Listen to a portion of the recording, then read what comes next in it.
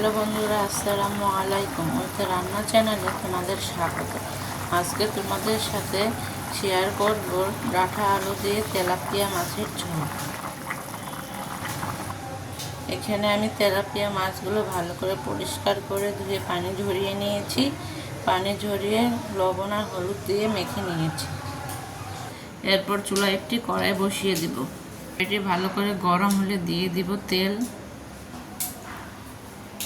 তেলটি ভালো করে গরম হয়ে গেলে সামান্য একটু লবণ ছিটিয়ে দিব। এখন একে একে মাছগুলো দিয়ে দেব।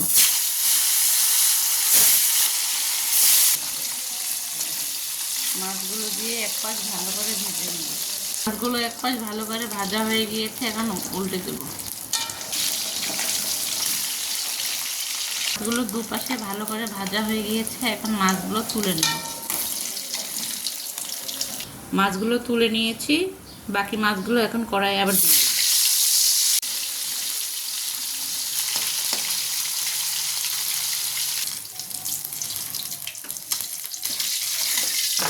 সবগুলো মাছ ভালো করে ভেজে নিয়েছি।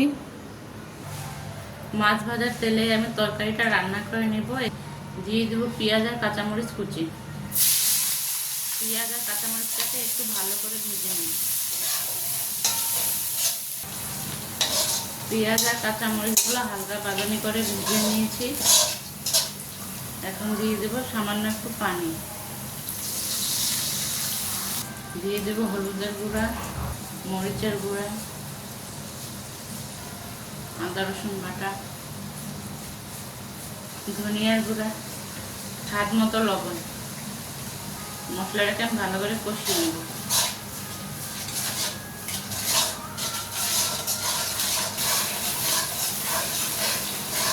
মশলাগুলো ভালো করে কষিয়ে নিয়েছি। ডাঁটা আর আলুগুলো এভাবে লম্বা লম্বা টুকরো করে পরিষ্কার করে ধুয়ে নিয়েছি। এগুলো এখন ঢেলে দেব। ডাঁটা আর আলুগুলোকে মশলার সাথে ভালো করে মিশিয়ে নিই।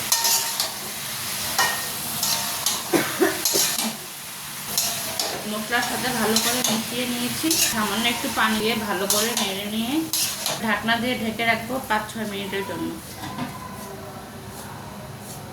5-6 মিনিট পর ঢাকনাটা তুলে নিয়ে ভালো করে একবার নেড়ে চেড়ে দিয়ে আবার ঢাকনা দিয়ে রাখবো 5-6 মিনিটের জন্য। এখন ঢাকনাটা তুলে নেব। পানিগুলো শুকিয়ে গিয়েছে।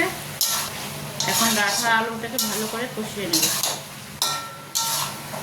ডাঁটা আলুটাকে ভালো করে কষিয়ে নিয়েছি। কষাতে কষাতে আমাদের ডাঁটা আর আলুগুলো সিদ্ধ হয়ে গিয়েছে। এখন ঝোলের জন্য দিয়ে দেব পানি। এখানে আমি গরম পানি ব্যবহার করেছি। পানি দিয়ে ভালো করে এখন এটা নেড়ে চেড়ে দেব। ঢাকনা দিয়ে ঢেকে রাখবো বলক আসা পর্যন্ত। এখন ঢাকনাটা উঠিয়ে নিব। তরকারিটা ভালো করে বলক হয়ে গিয়েছে। ভেজে রাখা মাছগুলো এখানে ঢেলে দেব।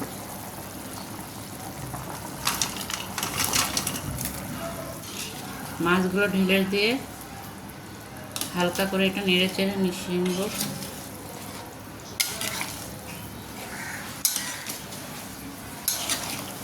মাছগুলো ঢেলে দিয়ে হালকা করে মিশিয়ে নিয়ে এখন দিয়ে দিব জিরার গুঁড়া।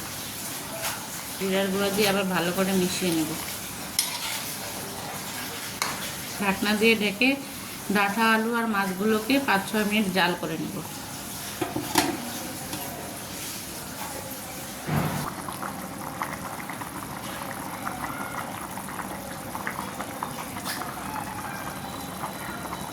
ডাঁটা আলু আর মাছটাকে ভালো করে জাল করে নিয়েছি।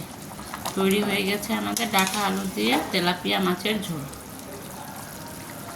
বন্ধুরা, তৈরি হয়ে গেল আমাদের ডাঁটা আলু দিয়ে তেলাপিয়া মাছের ঝোল। আশা করছি রেসিপিটা ভালো লাগবে। ভালো লাগলে অবশ্যই বাসায় ট্রাই করবে। আজ তবে এখানেই শেষ করছি। ভালো থেকো, সুস্থ থেকো। আল্লাহ হাফেজ।